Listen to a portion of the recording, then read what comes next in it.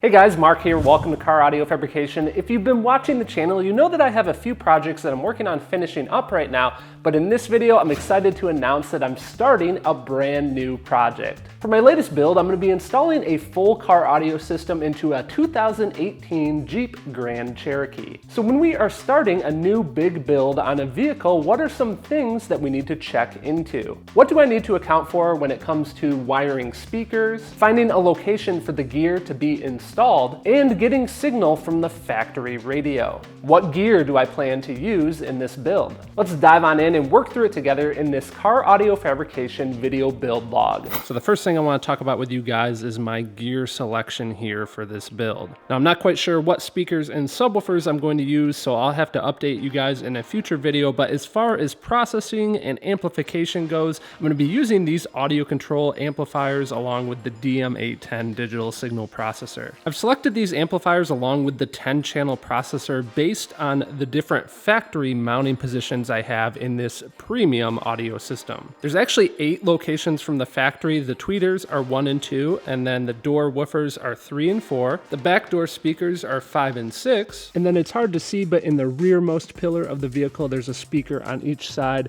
so those are 7 and 8. So 8 speaker locations total plus the sub. Now, I'm going to be doing 10 channels, or 6 plus 4 plus the sub, because ultimately up in the front here, I would like to turn this into a 3-way setup where we'll have a tweeter here, we'll have a mid-range speaker in the A pillar, and then our mid-bass speaker, of course, in the door. Now, just so you guys know, I'm going to start with doing only a 2-way setup up front. I'll eventually add that A pillar speaker, but it's not going to be a priority right off the bat. So once we get things initially installed, I'll actually be only using 4 channels off the 6-channel amplifier. Now up front here in the vehicle, I'm going to be retaining the factory head unit, and that leads to the next piece of gear that I'm going to be using. I'm going to be using this device here, the iDataLink Maestro AR, which will allow me to completely replace the factory quote-unquote premium amplifier, which allows me to then interface that factory radio and all the warning chimes and everything else with my aftermarket system. iDataLink has a variety of different harnesses based on your vehicle. The final piece of the puzzle is this guy here, the audio control DM Link. The DM Link is actually not released yet. It's still in its beta phase, and I'm actually helping audio control do some beta testing on this device,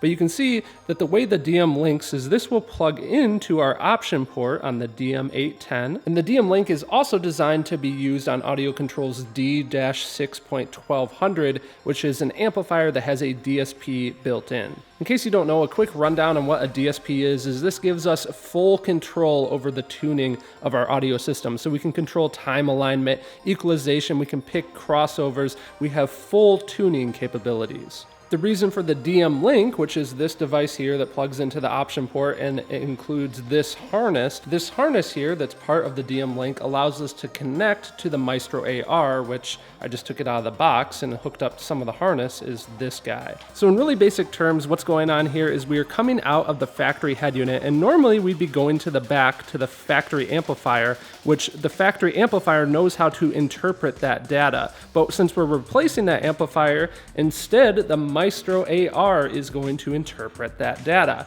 And with that data that's been interpreted, we can now connect to our audio control aftermarket system using the DM Link.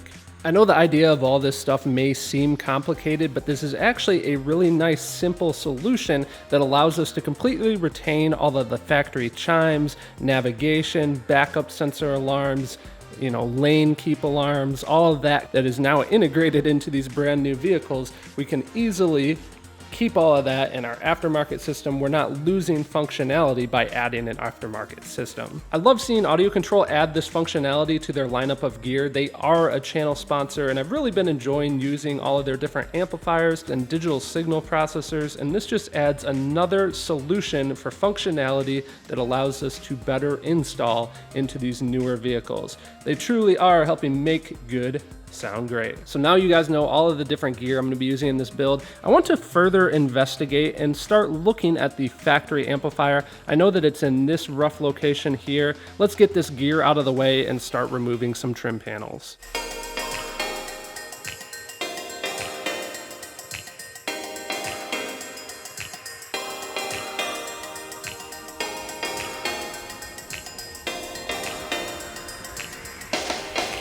So here you can see I have found the factory amplifier and I've undone the plugs here just because I want to get an idea for where I'm actually going to be able to mount the DSP. Now my early thought process here is that, this amplifier is no longer going to need to be here. So I'm thinking I might be able to get away with making a bracket and actually mounting the DSP in this location here. I don't want to have to modify the factory panel in this location, so I'm trying to avoid that at all costs. I might have to modify this little pocket that extends down in, but that's no big deal. They leave it open for an access port anyway, so I could just replace it by getting rid of it and making my own little cover. That would allow me to have access down here through that hole if I need to, just in case I need to connect the USB. I might run a little USB extension for tuning this.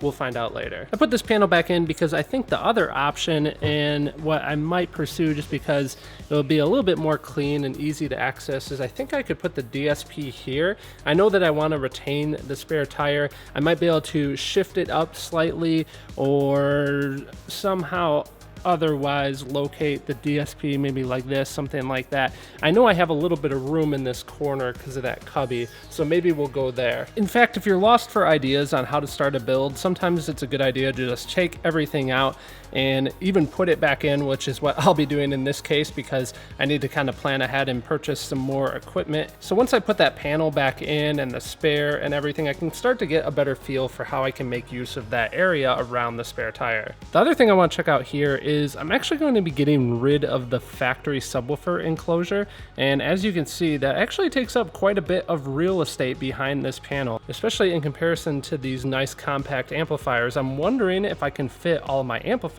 behind there. I just want to get a feel for this, so I'm going to start with taking this out.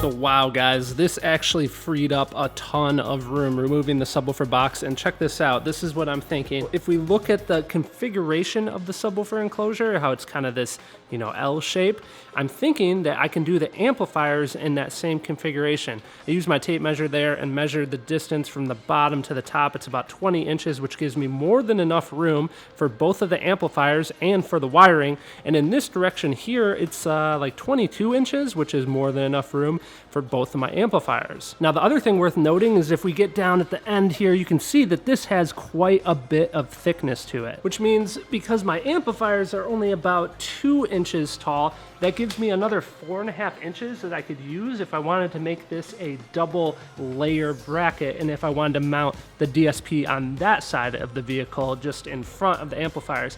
Now, I'd of course need to kind of think it out. I might mount it kind of staggered, something like this, because the amplifiers underneath this cover plate do have some dials and adjustments here that I'd want to have access to. And the other thing I'm thinking is this is the back side of that panel. This goes in front of the subwoofer enclosure. These are plastic welds here that I can actually undo, which tells me this piece is separate. You can actually see here that it's separate from the main piece. So if I undo those plastic welds, that means I can actually fabricate my own cover too. What I'm thinking would be awesome is if I had the 3 amplifiers here, maybe the DSP, I don't want to commit to that quite yet, but if I had an access cover panel here that I could easily open it up in case I need to make any adjustments too. So we have a rough plan for the amplifiers. The next thing that I want to figure out here is this dreaded thing right here, the door Molex. Now, because I'm going to be upgrading these speakers and powering them with quite a powerful amplifier, I'm going to want to run aftermarket wiring. Sometimes on newer vehicles that can be a big issue. I've actually already popped this out just so I could kind of get a rough idea and look in here. And guys, I think we're going to be okay on this. I feel this right here and I can tell that it's not completely packed. There's plenty of extra room in there. It's not like I'm going to be absolutely filling it up with wire, but there's definitely some room in there for a little bit extra. And if I look here, I can see that it's plug style, but there should be enough room on that I'll be able to make some small additional holes and cover everything back up and maintain the original integrity of the vehicle. Popped back in and good as new. So we know we're good to go on the upgraded speaker wire. Now the other thing I want to worry about is my power distribution plans. I have this panel off. This is the panel that covers the subwoofer enclosure on the passenger side of the vehicle. And in order to get that panel off, I had to take off the little door sill right here.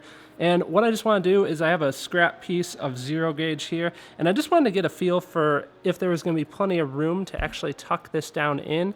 And as you can see on this vehicle, there's actually this nice channel that, you know, I can just push that along. I don't think I'm going to have any issues running the 0 gauge lead to the battery, which is under the seat. We were just over in that location here. I'll be able to easily come underneath the back seats, and then this is just kind of a sound treatment cover here. You can see that I could easily run underneath in that corner and cut a hole in that if I need to. I probably won't. I'll probably just come over this location here, and I'm thinking about having my different power distribution in this area because, again, the spare tire is in this circular area, which means this corner is open for power distribution. I'll probably mount all the amplifiers first and get a feel for how much room is in this area here, because I might do them here too. I know that regardless where I mount them, I want to make sure I mount them somewhere I can easily access them in case I need to replace a fuse. So I've reinstalled all of the trim panels back into the vehicle other than the subwoofer trim panel and that stock subwoofer. And the reason I've left that stuff out is I'm going to start this project with making that amplifier rack and getting a plan for how all the amps are going to mount over here. So here's a question for you guys. Do you think I should put the digital signal processor by all of the amplifiers, or should I put it over by the stock factory amplifier location? Let me know what you guys think. So do you want to see that step-by-step process for making that custom amplifier rack? Well, here on this channel, I do review videos, knowledge videos, and video build logs like this video. So if you want to make sure that you don't miss any in the future, be sure to subscribe. As always, a special thanks goes out to John, Brian, Ali, Billy, Steve, Jerry, Emmanuel, and the rest of the Patreon membership team. If you guys would like to join the team, you can check out details to that down below. I'll catch you guys in the next video.